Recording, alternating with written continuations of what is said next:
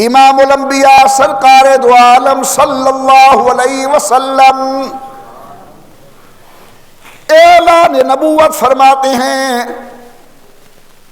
نعوذ باللہ سننے والوں نے مذمم کہا، مجنون کہا، ساحر کہا، جادوگر کہا، لیکن اللہ کی کروڑوں رحمتیں ہوں چار نفوس قدسیہ پر جنہوں نے سب سے پہلے دامن نبوت کو پکڑا تھاما. بچوں میں سے جناب سیدنا علی المرتضی، سب کو رضی اللہ تعالی عنہ. عورتوں میں سے سیدہ خدیجہ الکبریٰ رضی اللہ تعالی عنہا. غلام میں سے جناب زید رضی اللہ تعالی عنہ. اور مردوں جوانوں میں سے سب سے پہلے جناب ابو بکر. قوم کو پتہ چلا جناب زید نے کلمہ پڑھ لیا. کہنے والوں نے کہا کوئی بات نہیں، غلام ہے، غلام کی کیا حیثیت. پتہ چلا جناب علی نے کلمہ پڑھ لیا. کہنے والوں نے کہا آخر بھائی جو ہوا بچہ ہے، زیر تعلق ہے، کوئی بات نہیں. پتہ چلا جناب خدیجہ مسلمان ہو گئی. کہنے والوں نے کہا بیوی جو ہوئی، لیکن کوٹدو کی جامع مسجد نقش بندی میں بیٹھ کر فقیر سے عظمت صدیق سننے والے میرے دوستو، جب قوم کو پتہ چلا کہ ابو بکر صدیق نے کلمہ پڑھ لیا، اب کفر کے ایوانوں میں تھرتلی سی مچ گئی. سوچنے پر مجبور ہو گئے کیا کریں. دن گزرے، توجہ میری طرف. امام الانبیاء سرکار دو عالم خاموشی کے ساتھ آنے والے کو میں توحید پلاتے ہیں، جام توحید نوش کراتے ہیں. ابو بکر نے گزارش کی سید الکونین آپ ہمیں اجازت دیں اللہ کے گھر کے اندر کھڑے ہو کر جہرن اللہ کی توحید کا اعلان کریں. میرے آقا نے فرمایا ابو بکر رائے بڑی نیک، ارادہ بہت اچھا، لیکن ہماری افرادی قوت بڑی کمزور ہے. ذرا اجتماع زیادہ ہو جائے انشاءاللہ کعبہ ہوگا، کعبے والے کی باتیں ہوں گی، لیکن آپ کو علم ہے کہ پیارا مرید بات منوا لیتا ہے، پیارا شاگرد بات منوا لیتا ہے. تو پیارے صدیق نے بات منوا لی. صحابہ کرام کو اطلاع دے دی گئی کہ کل انشاءاللہ مسجد حرام کے اندر اللہ کے دین کی گفتگو ہوگی. آنے والے دیکھتے کیا ہیں کہ مکہ مکرمہ کی خاموش طبیعت ایک شخصیت کھڑی ہے، شمع نبوت کے پروانے، رخ انور کے دیوانے، ماتاب نبوت کے ستارے، امام الانبیاء سرکار دو عالم کے یار بیٹھے ہیں، اور خود سید الکونین بھی تشریف فرما ہے. آیا بیان کرنے کے لیے کون؟ ابو بکر. محمد عمر نے خطبہ دیا، ایک بڑے عالم بیٹھے ہوئے تھے ساتھ. میں خوشی سے پھولا نہیں سماتا کہ میں نے فلاں حضرت کی صدارت میں گفتگو کی. ارے واقعی میں مقدر والا ہوں گا اگر کسی بڑے عالم و بزرگ کی زیر صدارت گفتگو کروں، لیکن صدیق میں تیرے مقدر پہ قربان جاؤں. کارخانہ کائنات کا عظیم خطیب، انبیاء کا خطیب، سید الکونین کی صدارت خطبہ دینے والے جناب ابو بکر. فرمایا الحمدللہ الحمدللہ نحمدہ ونستعینہ ونستغفرہ ونؤمن بہ ونتوکل علیہ. آیا اپنے مقصد پر. فرمایا ونشہد ان لا الہ الا اللہ. بڑا مبارک جملہ آپ بھی کہہ دے ونشہد ان لا الہ الا اللہ. ذرا ذوق سے پڑھے لا الہ الا اللہ. لا الہ. یہ دو لا بڑے عجیب ہیں. ایک کلمے والا لا, ایک لا نبی آبادی والا لا. کلمے والا لا جھوٹے معبودوں کا سر قلم کرتا ہے, اور حدیث والا لا, نبی آبادی والا لا جھوٹے مدعیان نبوت کے سر کو قلم کرتا ہے.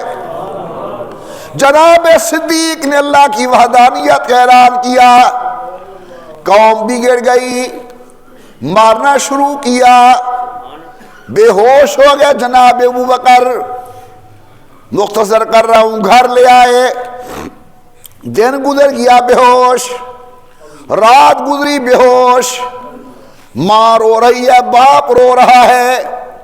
باپ رو کے کہتے کلمنی یا ابا بکر. ابو بکر بیٹا آنکھ کھول, میرے ساتھ بات کر. بوڑھی ماں کے آنکھوں میں آنسو ہیں.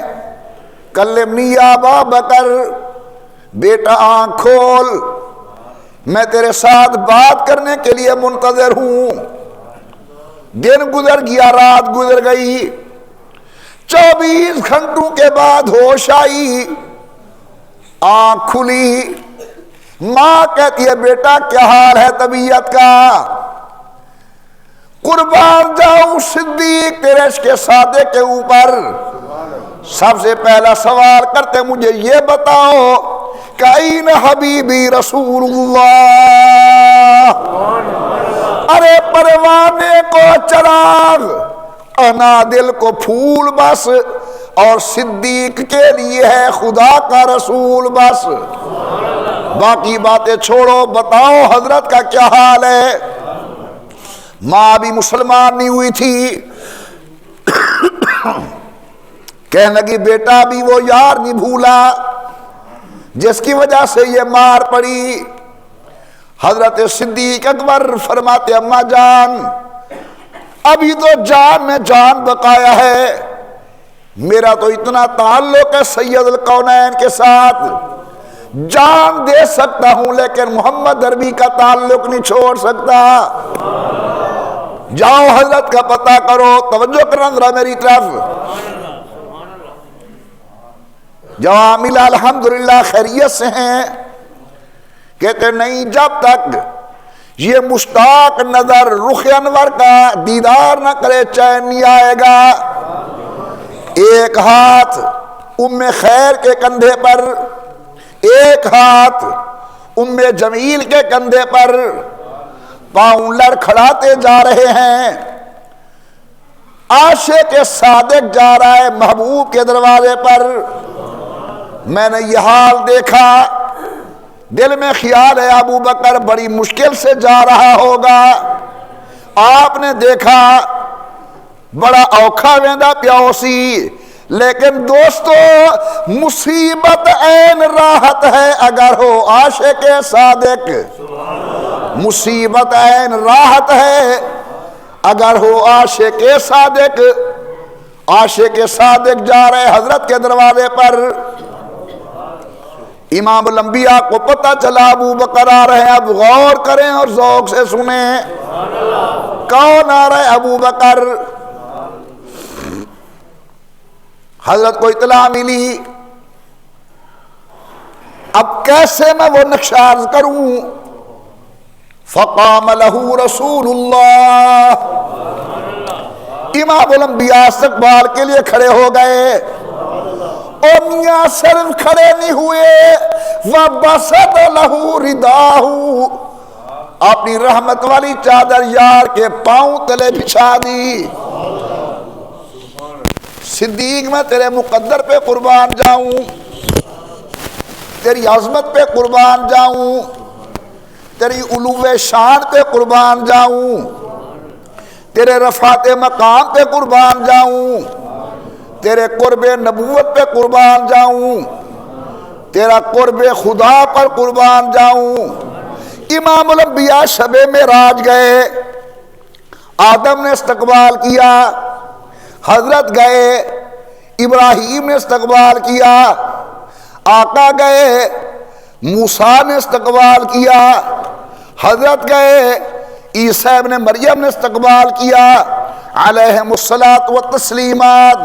حضرت گئے شب معراج، 1,24,000 انبیاء نے استقبال کیا، حضرت گئے، نوریوں نے استقبال کیا، نوریوں کے سردار جبرائیل نے استقبال کیا۔